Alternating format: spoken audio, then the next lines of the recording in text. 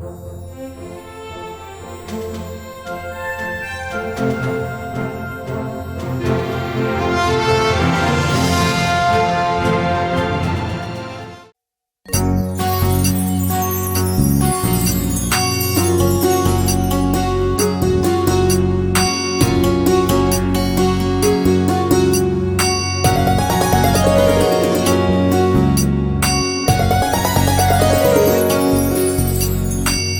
बिरवा के शीतल छैहा शुद्ध करे तन मन ला।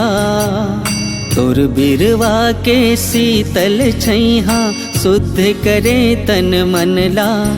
हे तुलसी मैया घर घर बिराजे आंगना माँ। हे तुलसी मैया घर घर बिराजे आंगना माँ।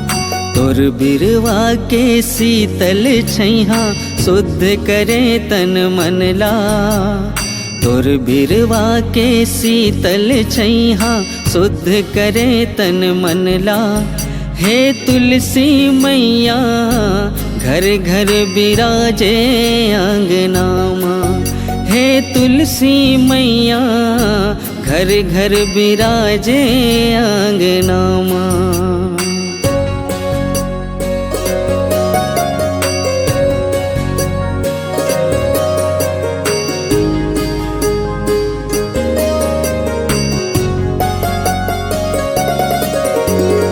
उदित कथा माँ तुलसी रूप माँ जुग सतयुग कहाई।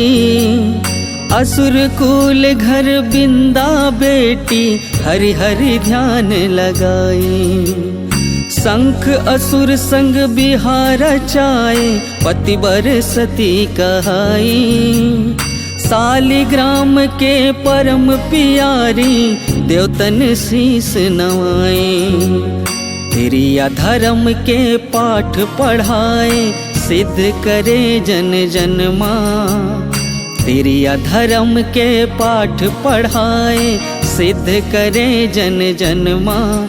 हे तुलसी मैया घर घर बिराजे आंगना माँ।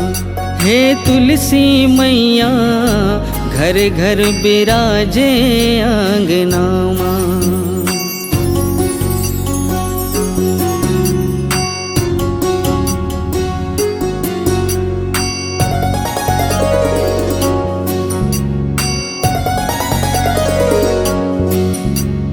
पावन पावन धर्म करम बर आशीष तोर सजाई।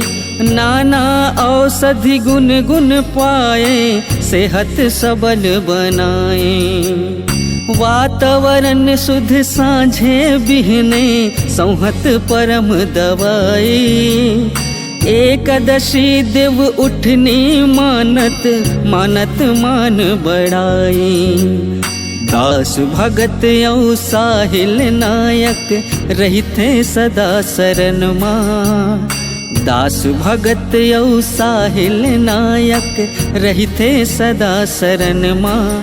हे तुलसी मैया घर घर बिराजे आंगना माँ। हे तुलसी मैया घर घर बिराजे आंगना माँ।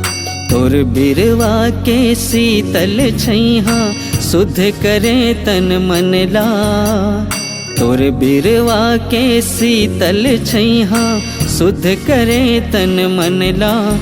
हे तुलसी मैया घर घर बिराजे आंगना माँ। हे तुलसी मैया घर घर बिराजे